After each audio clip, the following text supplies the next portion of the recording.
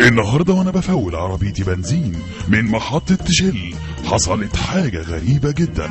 صباح الخير يا عم ابو السنين، يا ترى بقى عندكم بنزين؟ لو سمحت ممكن 80-90 او 100-120 كده يعني.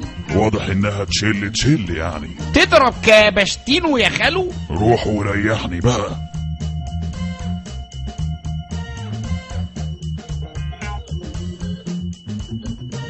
بص بقى الكابشتينو ده هو منه فيه، وظبط الرغوة دي بالذات بقى، عايزها بقى فوق تحت الكوباية اصلا.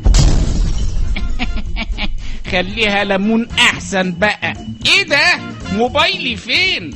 لا لا لا، ده بالتلفزيون مش حموكشة اللي يتقلب يا اخوانا اصلا. خالو وما كانتش طالبة حموكشة خالص، عربيتي باظت ومش عارف مين اللي عمل كده.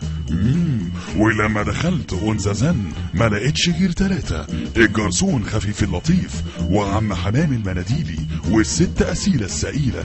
ولما سألت خفيف اللطيف قال: يا فندم انا خفيف بس امين وعيني مليانة وسمعة المحل فوق الجميع ومش ناقص زن، كفاية عليا اسم المحل.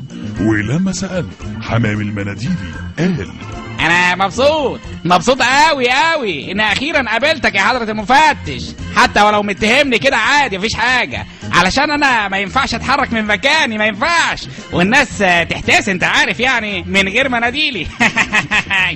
ولما سألت الست أسيلة السئيلة قالت: نعم ايه يا عينيا، قال على رأي المثل واقع شبكته ويقول لي خدته، ده حتى حتة موبايل صيني ما ياكلش في قعدة نت، ده انا صاحبة اشهر جروب على الفيسبوك أسيلة السائلة يا عينيا، وبقى نفيد بقى يور فريندز بس بحنية عليا.